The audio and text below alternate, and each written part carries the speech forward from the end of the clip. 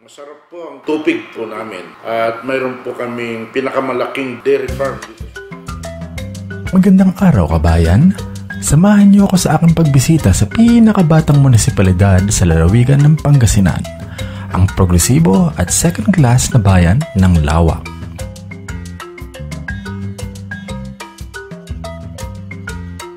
Ang bayan ng Lawak ay matatagpuan sa pagitan ng mga bayan ng Pasurubio sa hilagang bahagi nito, bayan ng Binalonan sa silangang bahagi, at bayan ng Manawag sa kanluran. Sa aking maiksing pananaliksik ay napag-alaman ko na ang munisipalidad ng Lawak ay itinatag noon lamang taong 1980 sa bisa ng Republic Act No. 6485. Ito'y inaprubahan noon pang 1972, ngunit ipinagpaliban ang pagpapatupad nito dahil sa deklarasyon ng martial law. Ang bayan ng Lawak ay dating isang malaking baryo na nasasakupan ng bayan ng Manawag at may 80 dekada rin itong sinubukang humiwalay. Noon ngang Marso 5 taong 1980 ay ganap nang pinagtibay ang naturang batas at ang bayan ng Lawak ay isinilang bilang isang ganap na munisipalidad sa ika-5 distrito ng Pangasinan na binubuo ng 22 barangay.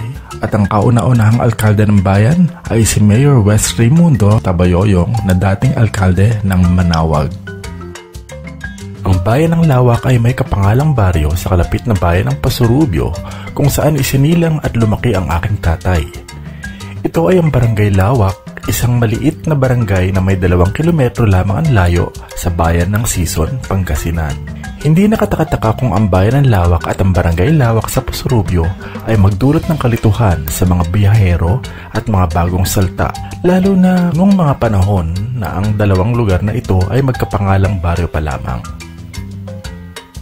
Nitong Enero 3 ng bagong taong 2025 ay nagkaroon ako ng pagkakataon na bisitahin ang bayan ng Lawak. Kasalukuyan ako nagbabakasyon sa bayan ng Pasurubio, kaya agad kong tinawagan si Dayan, ang kaibigan kong media sa Pangasinan, upang makapagpa-schedule ng appointment para makapanayam ang kasalukuyang alkalde ng bayan na si Mayor Ricardo Dispo Balderas. At dito nga napag-alaman ko na ang bayan ng Lawak ang kasalukuyang tubig capital ng probinsya ng Pangasinan dahil dito matatagpuan ang pinakamasarap na tubig sa lalawigan. At dito din matatagpuan ang pinakamalaking dairy farm sa Region 1. Saan kilala ang Lawak? Ano po ang major products natin?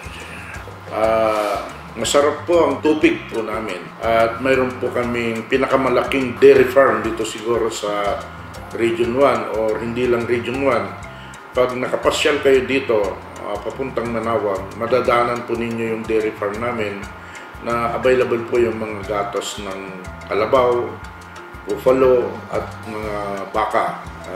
Talagang matitikman nyo yung fresh na gatas ng baka at kalabaw. Gaano po kalaki yung dairy farm? Malaki. Yung existing na dairy farm namin, umaabot ng mga 400 heads na 200 heads na kalabaw, buffalo yon na milking buffalo at saka milking cow 200 din. May expansion kami dito sa Barangay Butige na mga 200 heads din ang capacity. Kompleto naman po ng mga equipment. Kompleto po kami. Talagang nagpo-produce na kami ng mga gatos dyan. Marami kami So pasyal po lang kayo dito sa... So yun po ang masasabi nating major na product? Dairy farm at saka yung kwan namin. Tupig. Masarap ang tupig namin dito. Pinapadala pa pag may umuwi sa abroad, dala-dala nila yung tupig ng Lawak. Pinuntahan namin ang tupigan sa labas malapit sa munisipyo at doon ay sakto namang nadatnan namin na may nagluluto ng tupig. Agad kami nagtanong upang malaman kung gaano nga ba kalakas ang bentahan ng tupig sa bayan ng Lawak. Nakakailan tupig kayo isang araw? Depende sir. Naluto? Depende sa order. Yes sir. Magkano ba benta niyo isa? May 5 po. Tapos may 7 din. Depende sa laki. Hindi po. Parehas. Bakit may 7? Bakit may 5? Yung mga tinaw sir. Yung violet. Violet. So anong pagkakaiba ng dalawa? Mas masarap yung violet. meron kayong nilalagay na iba? Ano siya, yung malagkit lang po. Doon Parang nagkakaiba. malagkit nung violet. Kaya 7 isa. Yung quality nung malagkit, Opo. doon nagkaiba. Ano yan? Ito yung violet. Yan yung 7 pesos. Opo. Anong itsura nung 5? Ito po din. Ayan yung 5. Okay. Ano pong name niya? Ako po si Milan. Milan. Milan. Si ate? Eya po.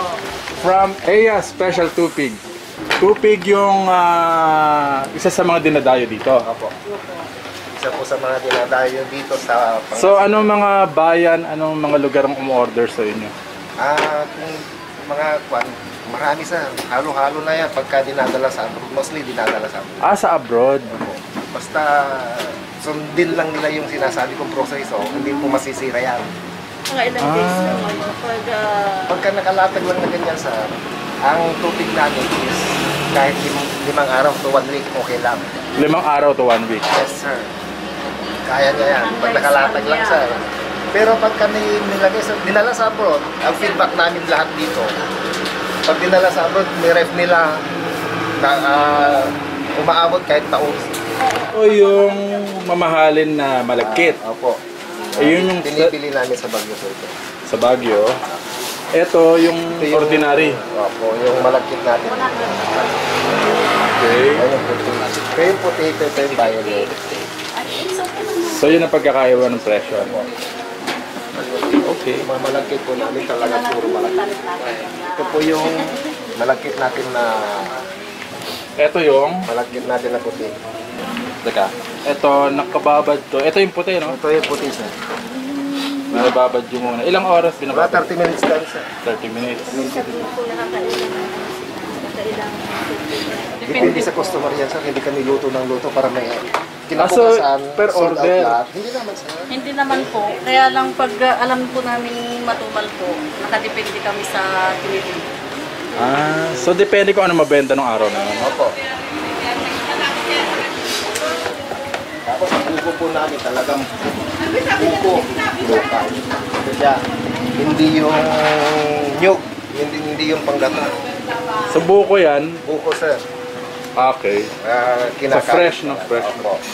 Hindi po nyug kasi iba rin yung nyug eh. Yun yung panggata. Taga saan kaya? Meron ba ibang ano? Meron ba ibang gumagamit ng panggata na nyog? Wala, sir. Wala. Talagang nyog lang talaga. Talagang nyug lang. Yan po yung violet. Ito po yung purple. Purple. Yan po yung violet na binibili natin sa Baguio. Wala pong inaaning ganyan dito. Yan yung mamahalin. Opo. 180 per kilo niyan sir. 180, sir. 180 per. Oo nga, no, iba. No? Okay. Mahal no, 180. Opo.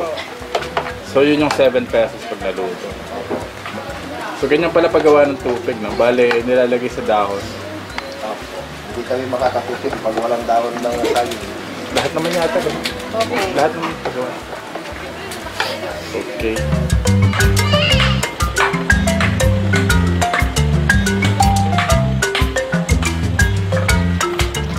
Sunod naman naming pinuntahan ang Pangasinan Lawak Dairy Farm, ang sinasabing pinakamalaking dairy farm sa buong Ilocos Region. Itong malawak na gatasan ng kalabaw at baka marahil ang isa sa mga dahilan kung bakit ang bayan ng Lawak ay isa na ngayong second-class municipality sa lalawigan ng Pangasinan. Sakto namang nadatnan namin ang dairy farm manager na si Ginoong Nick Rovillos, kaya mabilis naming naisagawa ang interview sa rekomendasyon na din ni Mayor Balderas. So ang history ng Pangasinan Lawak Dairy Farm, nag-start po ito last March 2021 with a memorandum of agreement between the local government unit ng Lawak at saka provincial government ng Pangasinan. Ang laman ng ating farm sa ngayon is mayroon po tayong kalabaw at saka baka, wherein yung kalabaw ay ina-assistihan po kami ng PCC, yung aming baka ay ina-assist naman kami ng National Dairy Authority. Kamusta na po ang dairy farm natin? Maganda po bang production natin? So para yung production po namin sa milk ay hindi po kami masyadong nakakapag-produce ng maraming sa ngayon dahil yung aming mga stocks is about to dry, magdra-dry na sila. Magdadry yung... Ibig sabihin pag magdra-dry na sila is nanganak na kasi na ang mga yung nanganak na, kaya yung iba na kasi buntis. Kaya pag ganong sitwasyon, talagang kakaunti na yung napo. Kailan po uli yung production talaga? Yung malaking production ng milk? Mga anong buwan? Mga anong buwan? Actually yan sir, pag halimbawa nanganak yung baka, after 1 week hanggang 3 months yun po yung peak production niya. Okay, so any month po, walang... Yes, kasi tuloy-tuloy naman po yun ng... So wala siyang harvest time, walang ganun. Wala. Basta kailan mga anak ka? kung may mga anak, at least may mapoproduce tayong milk. Okay. So ano po yung mga process natin ng ano? Paano po pinaprocess yung mga... So, dito sa Pangasinan Lawak Dairy Farm, bali, nag-i-extract lang kami ng milk, then after extracting, binabattle na namin sa 1 liter. Then pag nag-pasteurize naman po kami, binabattle namin lang sa 500 ml. Yun po yung binibinta namin dito sa farm. Pero pag yung Carabao's milk, ang benta namin is 80 yung raw milk ng Calabao. Anong ilang ml po yan? 1,000 ml. 1 liter. 1 liter, magkano? 80 yung raw milk. Yung pang maliit? Ito, napag-pasteurize po ito pag yung baka 45. 500 ml. 500 ml. Ano po yung pasteurize? Pasteurize po siya. Magkano ulit? 45 pag yung baka. Pero yung Calabao, magkano yung Calabao natin? Pasteurizer. Oo. Nakapasrit. 60. Yung malaki na pasteurize na Calabao, 120. 120. Yung maliit, 60. So paano po ulit, pagka milk, saan nilalagay yun? Nilalagay namin sa kwan. Mayroon kami kasing collecting pan. Ito po yung milk receiver. Milk receiver? Yes po. Lahat po ng gatas na kukolekt po dun sa adults ng mga baka. Dito po na pupunta lang. Paano niya As in, sinisip-sip niya? Yung function po kasi nung nandun po natin vacuum pump po yun nandun sa likod. Vacuum? Yes po. So parang hinihigop niya? Na po. Tapos dito na pupunta? Yes po. Pupunta po lahat dito. Pag napuno na yun, mag-automatic po yun na kwan. Isasalin sa milk can. Ay, automatic siyang salin? Magsasalin. Pag napuno na po kasi yun, magsa-shut off siya eh. So mula dito sa may cluster ba? Okay. Mapupunta lahat dito sa receiver? Yes po. Nung pagkatapos dito, paano nag-function to? Ito naman po yung milk pump po. Yung pag-release na po natin pag puno na to. Yung milk receiver.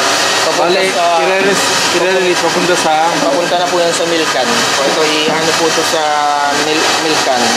Pag nag-shut off siya, i-discharge mo na sa ibang milk can para fully automated pala, hindi na pakamay or something?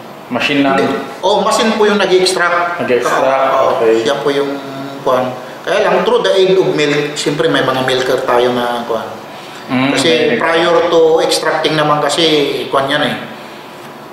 Siyempre, nililinisan yung udder nila para walang contaminants. Pagkatapos pong i-hands milking lahat, matanggal po yung gatas na natitira. Tsaka po lalagyan ng iodine. Ay, yung hawak mo? Yes po. Para po ma-prevent natin yung pagpasok ng mga bakterya habang nakahiga po sila sa Yun po kasi nagiging cause ng mastitis minsan. So parang cleaning process na lang yan? Yan po yung pinakamagsasara habang nakabukas po kasi yung tip canal niya.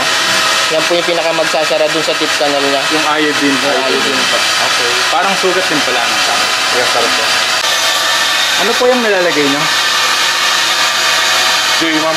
Ay, sir, pang-taste.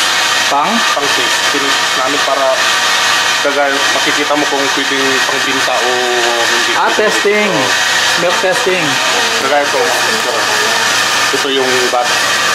Malapot. Ito yung bat. Yung malapot. Good yung tatlo.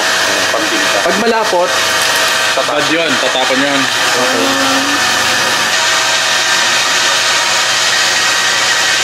Ano yung chemical na nilalagay nyo? Joy lang muna itong ginagamit namin. Naubusan kami ng... Ano po? Joy muna itong ginagamit namin, sir. Joy? Oo. Pero maganda rin siya. Pwede ba yun? Oo, nadiditik naman talaga. Okay. Dalawang upper. Reaction din po kasi same lang din po yung Same lang yung reaction niya dun sa CMT po. Okay. CMT, anong ibig sabihin? Californian mastitis. Californian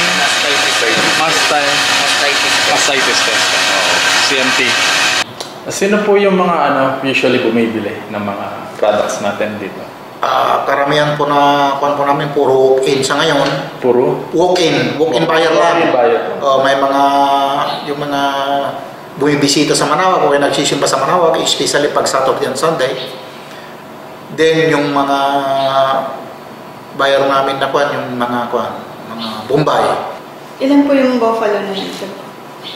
As of now, ma'am, yung kuan namin, mahigit ko na yan, 219 na yung as of June yan eh. Pero sa ngayon, nasa 240 na yan. Yung mga buntis na? Buntis at saka anak na yun. Tuloy-tuloy naman kasi yan eh. Habang ang farm kasi, ang operation naman yan, may mabubuntis, may mga anak, may mabubuntis, may mga anak, gano'n naman yan eh. Then, pag nanganak, siyempre gagatasan namin. Doon kami kumukuha ng binibinta namin na gatas. Ilang beses sa isang year sila nanganganak? Usually every 3 years at least twice ka. Twice na. So anong mga oras yung processing nyo dito? Yung milking? Yung milking time namin yung kalabaw namin once lang sa umaga lang. Pero yung baka namin twice. Nag-i-start sila ng 4 o'clock in the morning. Then yung second time hapon na. Dalawang beses? Twice. Kasi hindi pwedeng yung baka kasi hindi po pwedeng iisa lang kasi pag once mo lang gagatasan, may ipon lang yung kan. Siyempre masakit din yung kanya. So after ng milking, diretso pasteurization? Kung mayroon kami ipapasok, usually binabattle na namin. Binabattle na agad, okay. As raw yun. Raw? Yun na yung binibenta agad? Yun na yung binibenta as raw. Pero pag pasteurized naman, niluluto namin yun. Yun naman yung binibenta ng mga consumers sa walk-in? Yung mga RTD, ready to drink. Hindi kayo nagbabagsak sa mga supermarket? Hindi pa ngayon. Dahil within sa farm lang talagang ubos na eh. So dito talaga pinupunta? Kulang pa. Ito yung corn porridge na binibili namin sa mga farmer ng Lawak. Dito sa mga adjacent barangay ng Marabok.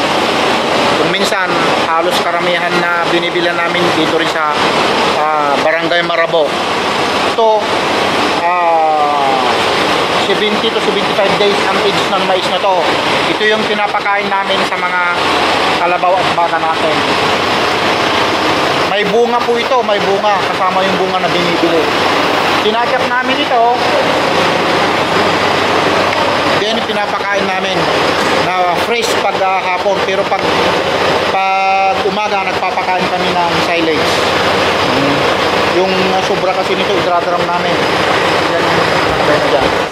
Ayan kabayan, ang dalawang pangunahing produkto na dinadayo dito sa bayan ng Lawak. Ang Pangasinan Lawak Dairy Farm na pinakamalaki sa buong Ilocos Region at ang kanilang tupig na pinakamasarap sa buong lalawigan ng Pangasinan.